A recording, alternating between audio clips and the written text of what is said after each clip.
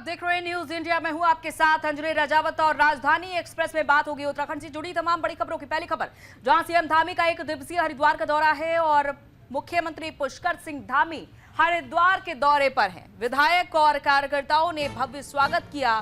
Inter college में सम्मान समारोह का आयोजन हो रहा है। सीएम धामी ने सम्मान समारोह में हिस्सा लिया। चार धाम यात्रा से लेकर वक्फ बिल पर उन्होंने बयान दिया है। उत्तराखंड के मुख्यमंत्री पुष्कर सिंह धामी आज एक दिवसीय दौरे पर हरिद्वार पहुंचे, जहां भेल हेलीपैड पर बीजेपी विधायक और कार्यकर्ताओं ने सीएम का भव्य स्वागत किया। इसके बाद मुख्यमंत्री ने सरस्वती विद्या मंदिर इंटर कॉलेज में आयोजित प्रतिभा सम्मान समारोह में भाग लिया। इस दौरान उन्होंने चार धाम यात्रा की तैयारियों को लेकर महत्वपूर्ण बयान दिए हैं। मुख्यमंत्री ने कहा कि चार धाम यात्रा की तैयारियां अंतिम चरण में और सभी अधिकारियों की जिम्मेदारी तय कर दी गई। उन्होंने बताया कि 2 दिन पहले यात्रा की तैयारियों पर एक समीक्षा बैठक भी की गई थी। सरकार की प्राथमिकता यह है कि चार धाम यात्रा के दौरान यात्रियों को किसी प्रकार की असुविधा न हो और यात्रा उनके लिए सरल एवं सुगम हो। साथ ही मुख्यमंत्री ने यह भी कहा कि सरकार सभी स्टेक होल्डर्स के साथ मिलकर यात्रा को सफल बनाने के लिए निरंतर काम कर रही है। वहीं वक्फ संशोधन कानून पर मुख्यमंत्री ने कहा है कि ये एक ऐतिहासिक कदम है। उत्तराखंड में वक्फ बोर्ड की संपत्ति से जुड़े हजारों मामले हैं और अब ये सभी संपत्तियां सरकार के नियंत्रण में आ जाएंगी, जिससे जनहित के काम के लिए उनका इस्तेमाल किया जा सकेगा।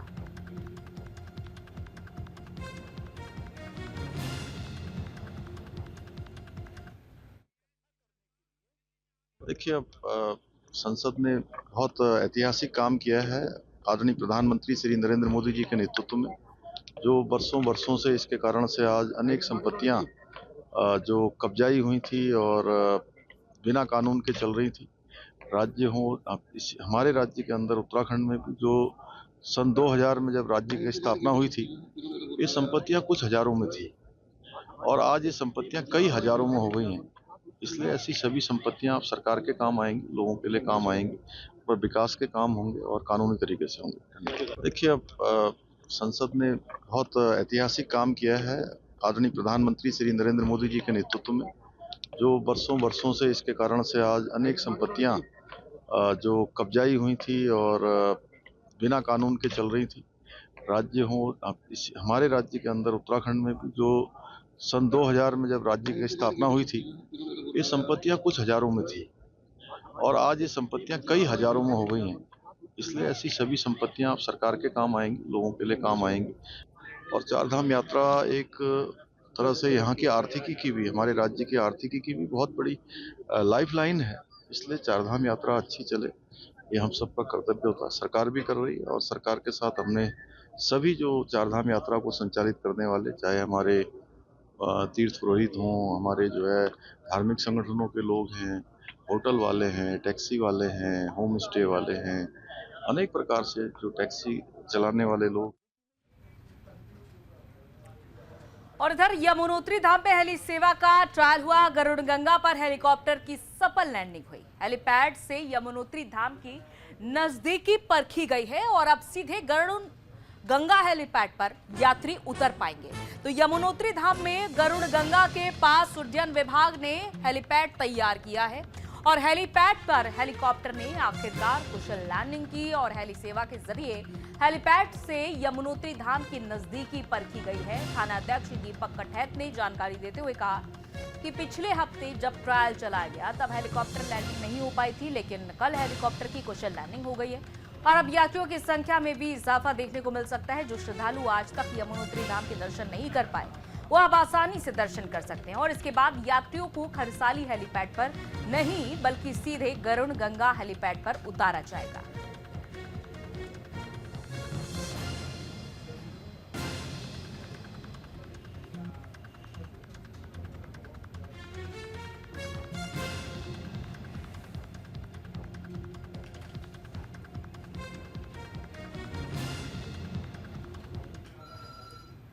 इधर चारधाम यात्रा को लेकर तैयारियां तेज हो चुकी है। यात्रा वाहनों के लिए अनिवार्य होगा ग्रीन कार्ड।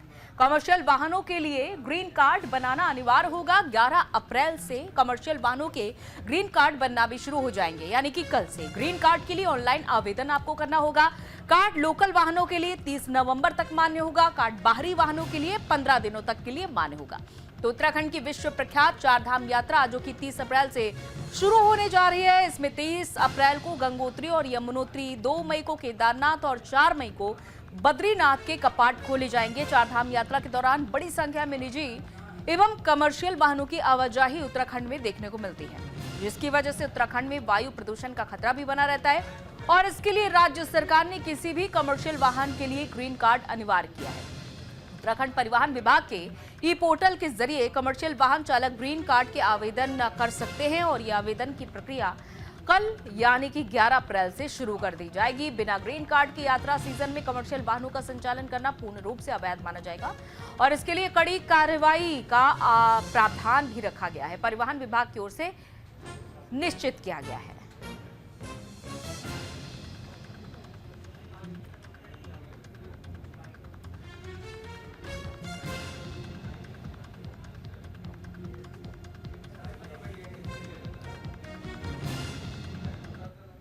यात्रा के लिए जो शुरुआत है वो रजिस्ट्रेशन तो 28 से हो रहे हैं पर्यटन के पोर्टल पर। 28 अप्रैल से सभी गाड़ियों के लिए जो कि कॉमर्शियल पैसेंजर व्हीकल हैं, चाहे वो उत्तराखंड राज्य से हों या फिर अन्य राज्यों के, तो चारधाम यात्रा पर जाने के लिए उनके लिए ग्रीन कार्ड बनाना अनिवार्य होता है। और ये एक ऑनलाइन पोर्टल के थ्रू जो कि परिवहन विभाग ने डेवलप किया हुआ है और 2021 से इसको हमने लाइव किया है। तो ऑनलाइन पोर्टल के थ्रू और ऑनलाइन मीडियम से ही ग्रीन कार्ड हम इशू करेंगे इस बार भी। और ये पोर्टल आम जनता के लिए 11 अप्रैल से खोल दिया जाएगा। चारधाम यात्रा के लिए जो शुरुआत है वो रजिस्ट्रेशन तो 28 से हो रहे हैं पर्यटन के पोर्टल पर। 28 अप्रैल से सभी गाड़ियों के लिए जो कि कॉमर्शियल पैसेंजर व्हीकल हैं, चाहे वो उत्तराखंड राज्य से हों या फिर अन्य राज्यों के, तो चारधाम यात्रा पर जाने के लिए उनके लिए ग्रीन कार्ड बनाना अनिवार्य होता है। और ये एक ऑनलाइन पोर्टल के थ्रू जो कि परिवहन विभाग ने डेवलप किया हुआ है और 2021 से इसको हमने लाइव किया है। तो ऑनलाइन पोर्टल के थ्रू और चारधाम यात्रा को लेकर परिवहन विभाग अलर्ट मोड पर है। स्पीड नियंत्रण के लिए विशेष टीम बनाई गई है। चप्पल या सैंडल पहनकर वाहन नहीं चलाएंगे। व्यावसायिक वाहनों का रात 10 बजे प्रवेश बंद रहेगा। चालकों के लिए विशेष प्रशिक्षण अनिवार्य है। चारधाम यात्रा 30 अप्रैल से शुरू हो रही है और यात्रा को सुगम और सुरक्षित बनाने के लिए प्रशासन और शासन तैयारी में जुट गए हैं। और इस बीच परिवहन विभाग ने चारधाम यात्रा के लिए एडवाइजरी भी जारी की है। इसके तहत पर्वतीय मार्गों पर रात के समय व्यावसायिक वाहनों के संचालन पर पूरी तरीके से रोक लगाई गई है, जबकि रात 10 बजे से सुबह 4 बजे तक कोई भी व्यावसायिक वाहन यात्रा मार्गों पर नहीं चल सकेगा। एआरटीओ प्रशासन चक्रपाणी मिश्रा ने यह भी बताया कि पहाड़ी मार्गों पर ड्राइविंग के लिए दक्षता अनिवार्य है। व्यावसायिक वाहन चालकों को विशेष प्रशिक्षण के प्रमाण पत्र, फिटनेस सर्टिफिकेट और वाहन के सभी दस्तावेज पूरे रखने होंगे। इसके साथ ही चालकों की वेशभूषा, व्यवहार और स्वास्थ्य पर भी नजर रखी जाएगी। उन्होंने ये भी बताया कि एडवाइजरी के मुताबिक यात्रा के दौरान वाहन चालकों को चप्पल या फिर सैंडल पहनकर गाड़ी चलाने की अनुमति नहीं होगी। हालांकि ये रूल बुक में पहले से निहित भी है, लेकिन अब ये पूरी तरीके से लागू होगा। चालकों को बंद जूते या फिर मजबूत ट्रैकिंग शूज पहनना अनिवार्य किया गया है, ताकि पहाड़ी रास्तों पर वाहन संचालन के दौरान सुरक्षा सुनिश्चित की जा सके।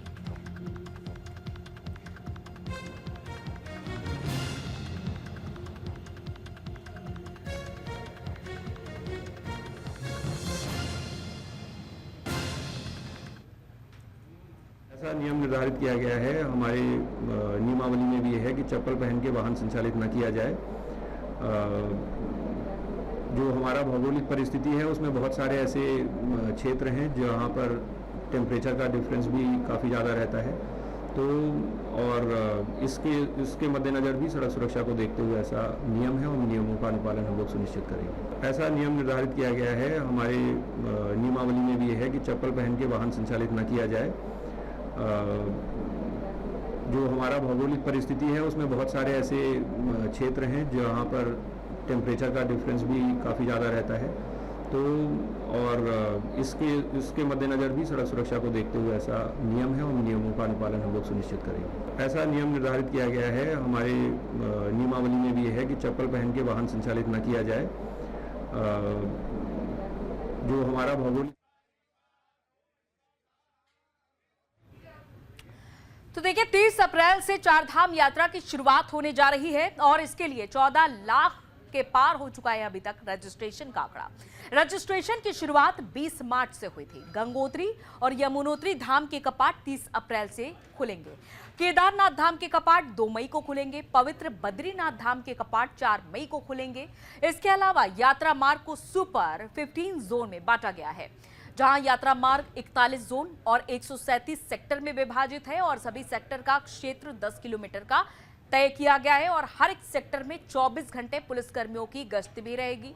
6000 पुलिसकर्मी यहां पर तैनात रहेंगे। अधिकारी और कर्मचारी व्यवस्थाओं को संभालेंगे। निगरानी के लिए पहली बार रेंज ऑफिस में कंट्रोल रूम बनेंगे। कंट्रोल रूम की निगरानी देहरादून ट्रैफिक एसपी करेंगे। नोडल अधिकारी आईजी गढ़वाल रेंज राजीव स्वरूप को बनाया गया है और चारधाम यात्रा में 9 एसएसपी रूट प्रभारी होंगे। उत्तराखंड में कुल 336 लैंडस्लाइड चिन्हित जोन हैं और गढ़वाल मंडल में कुल 163 लैंडस्लाइड जोन है चिन्हित किए गए हैं। कुमाऊं मंडल में 173 लैंडस्लाइड जोन चिन्हित किए गए हैं और सबसे लंबा नेशनल हाईवे ऋषिकेश से बद्रीनाथ तक है, जो ऋषिकेश बद्रीनाथ नेशनल हाईवे की लंबाई 285 किलोमीटर है।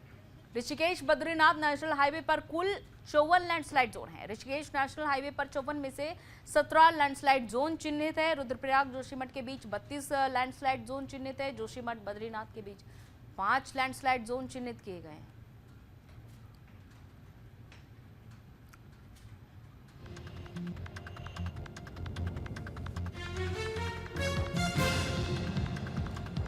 चारधाम यात्रा को लेकर परिवहन विभाग भी अलर्ट मोड पर है और चालकों के लिए विशेष इंतजाम यहां पर किए गए हैं। खास तौर पर चालकों को स्लीपर्स या फिर सैंडल पहनने पर रोक लगाई गई है। बंद जूते पहनने की है अनुमति। इधर बागेश्वर जिले के कपकोट ब्लॉक ने नीति आयोग की आकांक्षी विकासखंड कार्यक्रम में उल्लेखनीय प्रगति दर्ज की है और हाल ही में जारी डेल्टा रैंकिंग में कपकोट ब्लॉक उत्तराखंड में शीर्ष स्थान प्राप्त करते हुए राष्ट्रीय स्तर पर 40वें स्थान पर पहुंचा है और ये उपलब्धि क्षेत्र के समग्र विकास और प्रशासनिक प्रयासों का प्रमाण है। नीति आयोग द्वारा संचालित आकांक्षी विकासखंड कार्यक्रम का उद्देश्य देश के पिछड़े विकासखंडों का तेजी से और प्रभावी रूप से विकास करना है और इस कार्यक्रम के तहत स्वास्थ्य, शिक्षा, कृषि, जल संसाधन, वित्तीय समावेशन, कौशल विकास और बुनियादी ढांचे जैसे प्रमुख क्षेत्रों में सुधार के लिए कार्य किया जाता है। कपकोट ब्लॉक ने इन सभी क्षेत्रों में महत्वपूर्ण प्रगति की है, जिससे रैंकिंग में उच्च स्थान पर जा सका है। कपकोट ब्लॉक की इस सफलता का श्रेय स्थानीय प्रशासन, जनप्रतिनिधियों, सरकारी अधिकारियों और क्षेत्र की जनता के संयुक्त प्रयासों को जाता है। सामूहिक प्रयासों से कपकोट ने विकास के नए आयाम स्थापित किए, जो अन्य विकास खंडों के लिए प्रेरणा का स्रोत है।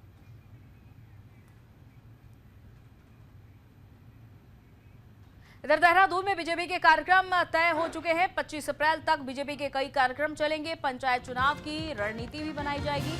अंबेडकर जयंती पर कार्यक्रम का आयोजन होगा। तो बस्ती चलो अभियान कार्यक्रम चलाया जाएगा। पार्टी की ओर से उत्तराखंड में बीजेपी ने अपना स्थापना दिवस धूमधाम से मनाया और इसके साथ ही भारतीय जनता पार्टी ने कई कार्यक्रम की शुरुआत भी कर दी है।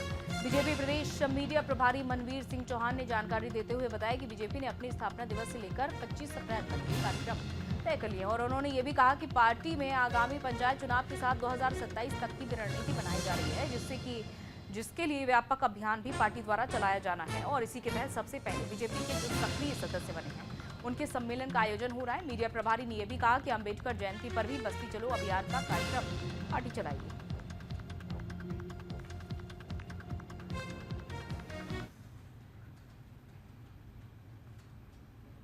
देखिए, भारतीय जनता पार्टी के द्वारा अपने स्थापना दिवस से लेकर के और 25 अप्रैल तक के कार्यक्रम निर्धारित किए गए हैं और आगामी पंचायत चुनाव को देखते हुए और 2027 में जो हमारे विधानसभा के चुनाव होने हैं उसको लेकर के भारतीय जनता पार्टी के द्वारा अपनी रणनीति बनाई जा रही है। उसको लेकर के व्यापक अभियान भी पार्टी के द्वारा चलाया जाना है।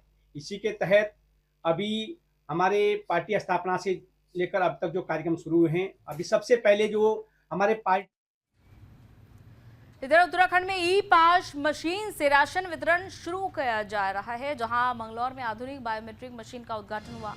कैबिनेट मंत्री रेखा आर्या ने ई पास मशीन की लॉन्चिंग की है। उत्तराखंड में नई पास मशीनों से राशन वितरण के पायलट प्रोजेक्ट की लॉन्चिंग कर दी गई है। मंगलौर मंडी परिसर में खाद्य एवं नागरिक आपूर्ति मंत्री रेखा आर्या ने हरिद्वार और ऊधम सिंह नगर जनपद के लिए इसकी शुरुआत की है। ई पास मशीन की लॉन्चिंग करते हुए कैबिनेट मंत्री रेखा आर्या ने कहा है कि इस आधुनिक मशीन के चलते अब वो लोग भी राशन ले सकेंगे जिनके फिंगरप्रिंट और आई कॉर्निया मैचिंग नहीं हो पाती थी, और नई मशीन से राशन वितरण का प्रबंधन बेहतर तरीके से हो सकेगा। कैबिनेट मंत्री ने यह भी कहा कि प्रदेश के सभी गोदाम में इलेक्ट्रॉनिक कांटे स्थापित किए गए हैं, जिससे राशन विक्रेताओं को अब तोल कर पूरा राशन मिलेगा। आज हमारा जो पीडीएस सिस्टम है, जो हम लोग चाहे मुफ्त खाद्यान्न योजना चलाते हो, चाहे हम राज्य खाद्य योजना चलाते हो, अब ये सभी योजनाएं जो हैं वो ई पॉस मशीन यानी कि ई पीडीएस सिस्टम से अब संचालित होंगी। पायलट प्रोजेक्ट के रूप में अभी हम लोग हरिद्वार से इसकी शुरुआत। इधर बागेश्वर के कपकोट से बड़ी खबर आ रही है सामने, जहां नाबालिग लड़कियों से मारपीट का मामला सामने आया है। पुलिस ने मामले में एक्शन लिया है। 4 आरोपियों के खिलाफ एफआईआर दर्ज कर ली गई है। पुलिस ने 2 आरोपियों को पकड़ लिया है। 2 अन्य आरोपियों की धरपकड़ जारी है। वीडियो वायरल होने से हड़कंप मचा था, तो मामले पर कांग्रेस भड़की हुई है और जांच की मांग की जा रही है। दरअसल लड़कियों को कमरे में बंद कर युवकों ने मारपीट की थी। बागेश्वर में अपराध की घटनाएं कुछ इस कदर बढ़ रही हैं। इनके माध्यम से देखिए, थाना कपकोट क्षेत्रांतर्गत एक सोशल मीडिया के जरिए भी एक वीडियो वायरल हुआ था, जिसमें नाबालिग बच्चों के साथ मारपीट का एक प्रकरण सामने आया था। इसमें हमने तुरंत संज्ञान लेते हुए इसमें शीघ्र मुकदमा पंजीकृत किया था।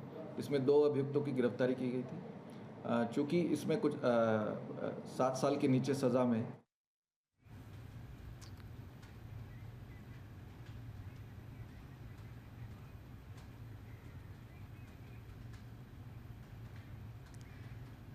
लक्सर में बाढ़ गंगा नदी का निरीक्षण किया गया। विशेषज्ञों की टीम ने निरीक्षण किया। हरिद्वार सांसद के आग्रह पर नदी जांची गई। नदी के तीनों घाटों पर पानी और मिट्टी के सैंपल्स लिए गए। विशेषज्ञों की 4 सदस्यीय टीम ने नदी की वीडियोग्राफी की।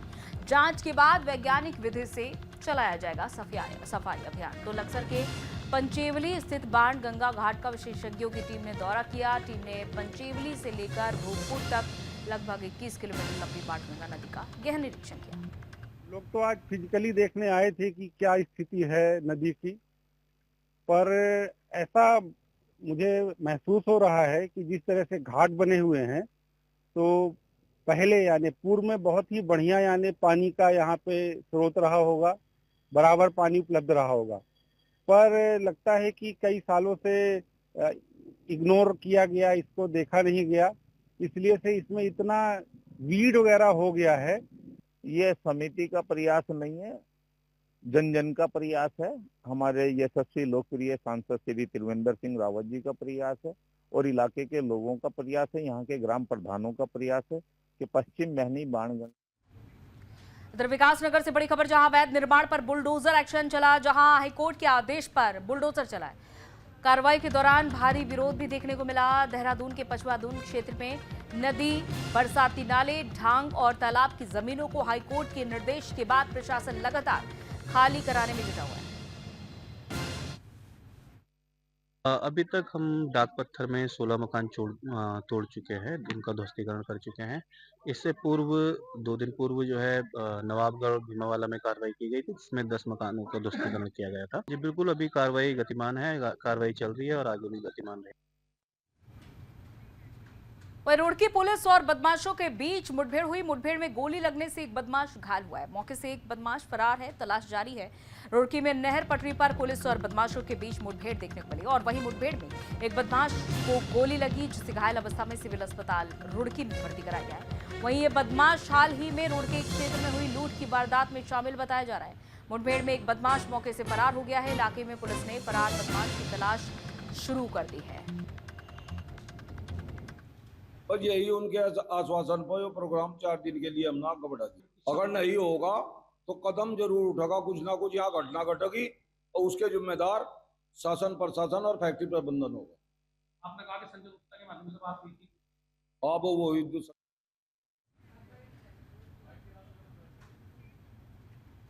इधर हनुमान जन्मोत्सव की तैयारियां भी जोरों पर है। अंतिम चरण में ये तैयारियां चल रही है, जहां 12 अप्रैल को देहरादून में भव्य आयोजन होगा। शहर में भव्य शोभा यात्रा निकाली जाएगी। 12 अप्रैल हनुमान जयंती के पावन अवसर पर देहरादून में भव्य शोभा यात्रा का आयोजन किया जा रहा है। पृथ्वीनाथ महादेव मंदिर सेवा दल बालाजी महाराज की 15वीं शोभा यात्रा का आयोजन करने जा रहा है और इसकी तैयारियां जोरों पर चल रही है। अयोध्या राम मंदिर से आई जोत को लेकर यात्रा पूरे शहर में निकाली जाएगी और इसके साथ ही आयोजन में करीब 100 से 150 कलाकार भी शामिल होंगे। इसके अलावा अक्षय तृतीया के पावन पर्व पर 30 अप्रैल को 21 कन्याओं का निःशुल्क सामूहिक विवाह भी कराया जाएगा। समाज देश प्रेम से जुड़ा ये आयोजन है जो हमेशा श्री हनुमान जन्मोत्सव के पावन पर्व पर होता है। और हनुमान जो जन्मोत्सव है वो डेट से नहीं होता, हिंदुओं के सभी त्योहार वो तिथि से होता है। इस बार ये जो तिथि आ रही है वह 12 अप्रैल 2025 को ये जो आयोजन होगा और अपने परम पूज्य महंत श्री श्री 108 रविंद्रपुरी जी महाराज जो वर्तमान में अध्यक्ष अखिल भारतीय अखाड़ा परिषद के, उनके आशीर्वाद से, उनके सानिध्य में ये। वहीं उत्तराखंड में तेज हवा और बारिश की चेतावनी दी गई है। 10 से 12 अप्रैल तक भारी बारिश के आसार नजर आ रहे हैं। जहां आईएमडी ने बारिश का अलर्ट जारी किया। उत्तराखंड के कई इलाकों में आगामी 10, 11 और 12 अप्रैल को तेज हवा और बारिश की चेतावनी जारी की गई है। मौसम विभाग के निदेशक विक्रम सिंह ने बताया कि इन दिनों कई क्षेत्रों में अस्थायी तेज हवाओं के साथ बारिश की भी संभावना है और इसी के कारण आम जनता को अपनी सुरक्षा का विशेष ध्यान रखने का आग्रह भी किया जा रहा है। तारीख को तो जो एक्टिविटी है वो प्रदेश में बढ़ेगी, तो आप ये कह सकते हैं कि हिल्स में अनेक जगहों तक में ये एक्टिविटी रहने वाली है, हल्की से मध्यम तक रेन थंडरस्टॉर्म की। और प्लेन्स में भी बात करें, मैदानी क्षेत्रों में भी, तो वहाँ पर भी कहीं कहीं पर कल। तो इसमें जब आप 11 तारीख में जा रहे हैं तो वो और भी। इधर उत्तराखंड में बुधवार को बारिश ने जमकर तबाही मचाई। खास तौर पर पहाड़ी जिलों में कई स्थानों पर सड़कों, संपर्क मार्गों और आम रास्तों पर भारी मात्रा में मलबा आ गया और इसी के चलते रास्ते तो बंद हुए ही, कई वाहन भी मलबे के नीचे दब गए। कई जिलों में भयंकर ओलावृष्टि हुई। ओलों ने फलों और खड़ी फसलों को बर्बाद कर दिया। दरअसल लंबे समय बाद मौसम ने बुधवार को अचानक करवट बदली। हालांकि मौसम विभाग ने पहले से ही बारिश, ओलावृष्टि और बर्फबारी को लेकर अलर्ट जारी किया था, लेकिन किसी को अनुमान नहीं था कि बारिश और ओलावृष्टि इतनी तबाही मचाएगी। गनीमत रही कि अभी तक कहीं से जान के नुकसान की खबर नहीं आई। और आज थराली विधायक भूपाल राम टमटा ने आपदा प्रभावित क्षेत्र का निरीक्षण किया।